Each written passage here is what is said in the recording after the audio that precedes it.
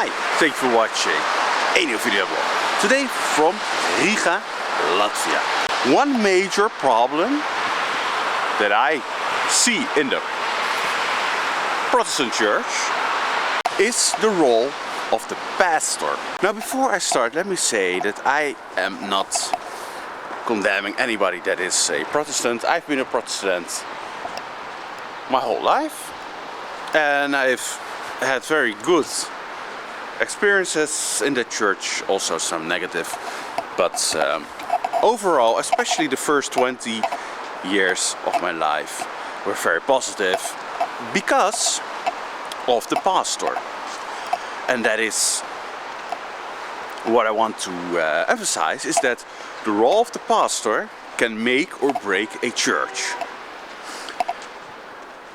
I noticed this when I started to attend Catholic churches and Eastern Orthodox churches. In both these churches, the role of the pastor is more like somebody that is like in an orchestra. The director, the one that is directing the orchestra. And he is not the orchestra, he is just directing.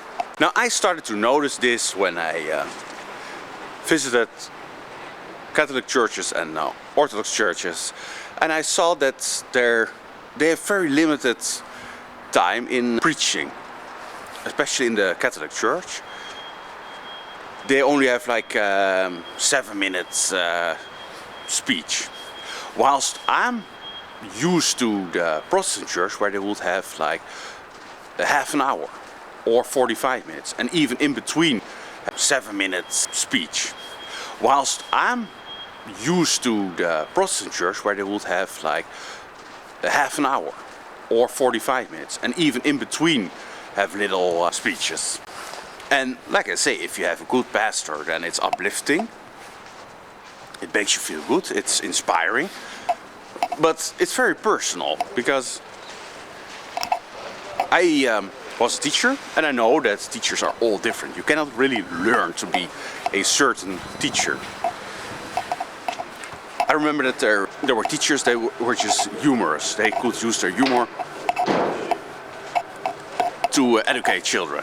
And it's positive, because it's enjoyable. But it's not something that you can really learn. You cannot really learn to be funny. You're just born with that. The same with stand-up comedian. You can try really hard and maybe you make a few people laugh, but when it's natural you don't even have to do like a lot. It's just the way you are. So that is the same with a pastor.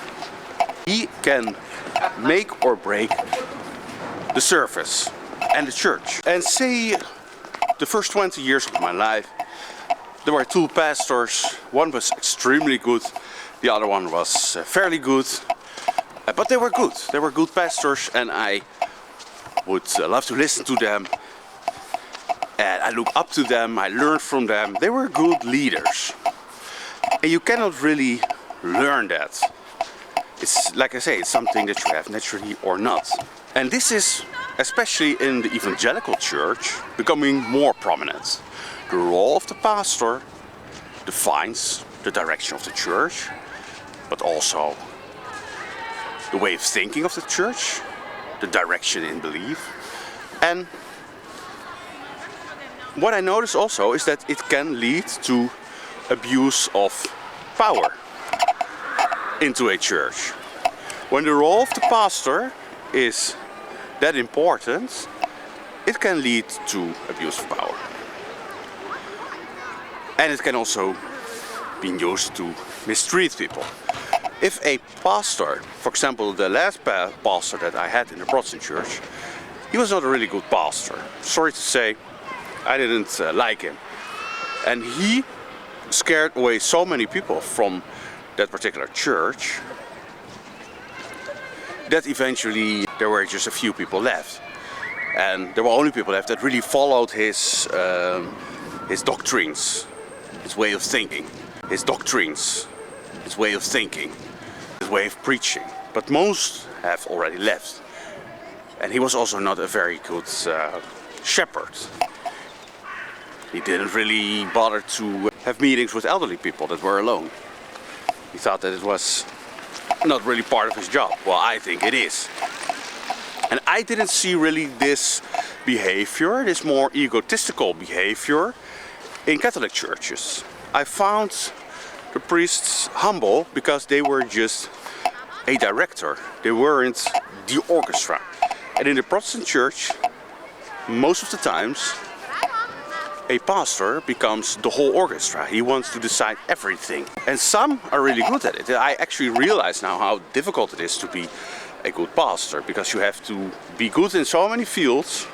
And you have to be such a humble and socially strong person to do that. It's actually, it's a very difficult job. And you constantly have to fight your own ego. Because it's very hard when you have a sense of power. You have to be very strong to overcome that and to not abuse it. So it is really a problem in Protestant and mainly evangelical churches. And you can see this, that there's often, especially in evangelical churches, especially in the USA, where it's all even more competitive, where it's more about money, because the churches, they're not really institutions, they're more like companies.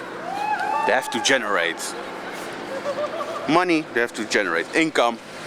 And then of course, I'm not saying all, but many of them, especially the larger evangelical churches, then of course that is a problem. Whilst with the Catholic Church, I can go there and I can be part of the orchestra, and the director is only slightly directed, but he is not playing all the instruments. He's not also the one that is listening. He is just there to direct. Protestant churches, that's a weakness in my opinion, a problem. Though if you have a good pastor, then it can be exceptionally interesting, because like I say, we had two very good pastors and they directed the church in a very good manner, and I really learned a lot from them, and it was really uplifting.